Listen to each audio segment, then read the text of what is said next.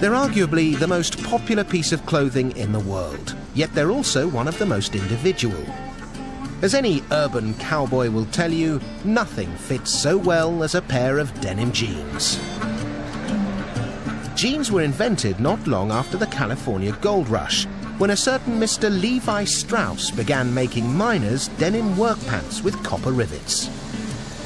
To say he came up with a winner is something of an understatement. 450 million pairs are sold every year in the US alone, and worldwide the denim market is worth around $40 billion. But every pair of jeans has made an amazing journey from the cotton field to the high street store. Their story begins 650 kilometers away on the plains of Torreon. Here in these vast fields, they grow one of Mexico's most important crops, cotton. Picking cotton by hand is slow, back-breaking work. Each picker can only harvest around 50 kilos a day, and it's always a gamble whether or not all the cotton can be harvested before the weather changes. Fortunately, cotton farmer Juan Antonio has an ace up his sleeve: the mechanical cotton picker. In just 5 minutes, this machine can harvest as much cotton as a human picker can manage in a whole day. It works by using lifters to direct the cotton plants between rotating drums. These are attached to a series of spindles covered in barbs, which pluck the ripe balls of cotton from the stem. The cotton is then blown through a tube into a basket at the back. Once Juan has filled his truck, Francisco Gonzalez compresses the whole lot into massive bales ready for transportation. But for each ton of this harvest, there are 500 kilos of seeds, 100 kilos of leaves and other plant parts, and just 400 kilos of cotton fiber. So to separate the valuable fiber from the debris, it's sent to this 1950s vintage cotton gin.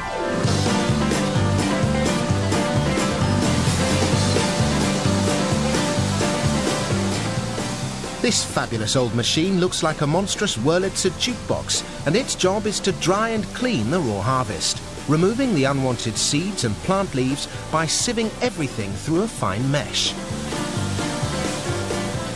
It's dusty work, but what emerges at the other end are bales of refined cotton, weighing around 200 kilos and containing enough fiber to produce 325 pairs of jeans. But first, the raw cotton needs to be turned into denim, which is what they do here at the Denim Art Factory in the southern Mexican state of Puebla. The trouble is, when it arrives, every bale of cotton is slightly different. So to make a consistent thread, the cotton needs to be blended. That process begins here in the blow room with bale laydown. A machine called a Truschler Blendomat uses a mechanical arm to pick fibers from the top of the bales. These fibers are then blown along air ducts into special multi-mixers before they're cleaned by being blown around, allowing any trash to fall out the bottom. The resulting fibers still don't look like thread, so it's then down to operators like Jose and his trusty DK760 to perform what's known as carding.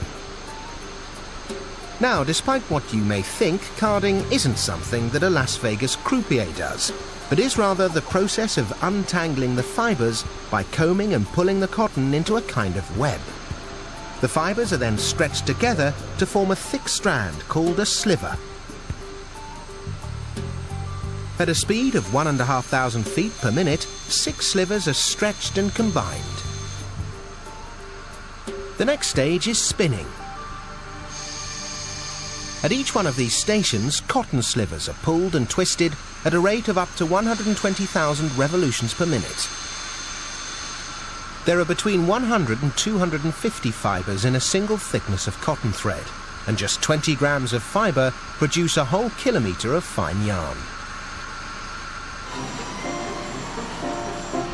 On these giant reels, they now have something that's starting to look like familiar cotton. But to make jeans blue, the cotton first needs to be dyed. You guessed it, yellow. But don't panic, Ramiro the cowboy isn't going to end up looking like a lemon. The reason the dye is yellow is because indigo blue dye isn't water-soluble. So it first needs to be mixed with a reducing agent, sodium hydrosulfite, and it's this that turns it yellow. Then, when it's removed, something magical happens. Normally, the indigo bath is yellow, okay? But as soon as it has contact with the oxygen, it turns blue, as you can see in the surface of the glass. Because the bond between the dye and cotton isn't very strong, jeans gradually fade. But of course, if jeans didn't fade, they just wouldn't be jeans. The thread is treated with cornstarch to make it stiffer, then after a blast in a dryer, the cotton is ready to use. The trouble is, it's just a bit too blue. Denim originally got its name from a type of French fabric, serge de Nîmes, Nîmes being a city in France. If you look at it closely, you'll see it actually contains a combination of white and blue thread. So, as the cotton is fed into the loom, it's blended with one strand of white to every 3 strands of blue. Each of these looms turns out 3,000 meters of denim every week, enough to make cowboys like Ramiro a pair of jeans with flares the size of wigwams. Those jeans are made here in Tehuacan. This is Mexico's largest jeans factory and produces designs for most of the famous American brands, churning out 400,000 pairs every month. A typical pair of 5-pocket jeans uses 15 pieces of cloth. So they first stack the denim into piles of 100 sheets, ready for each piece of the design to be cut. It's up to pattern layer Antonio Martinez to make sure that as little material as possible is wasted. Using a computer, he can limit the offcuts to just 7%. Once he's happy, the pattern is printed onto paper. Next, the design is rolled out over the denim. This stage is more like carpentry than tailoring, and with the denim 100 sheets deep, any mistake will be costly. Once cut, it's like a military operation, with an army of jean genies assigned to one specific task. Each pair of jeans takes 15 minutes to make and requires 1.6 meters of denim, several hundred meters of thread, 6 rivets and 1 zipper, or 5 buttons. On seam ironing duty is Marie Cruz. I like my job a lot because there's no pressure here, unlike other areas of the factory.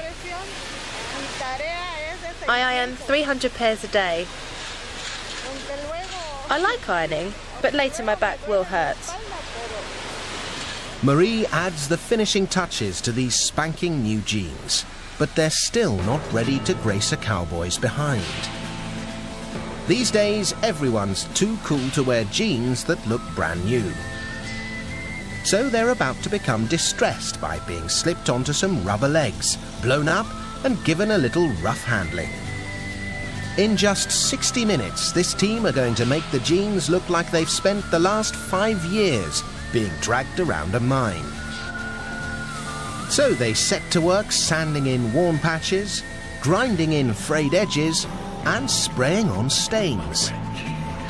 Then, to add a few worn-in designer creases, it's out with a high-tech laser gun. These jeans get an even rougher ride than the Buckaroos. To give them a final hammering, they're tossed into gigantic washing machines, along with a few buckets of volcanic rock.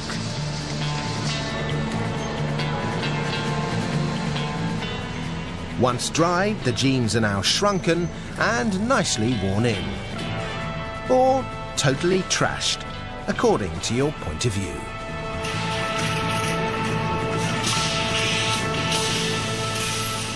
After a quick press and the obligatory label, so you know whether they're designer expensive or just cheap and cheerful, They're boxed and ready to be shipped to budding bronco busters everywhere.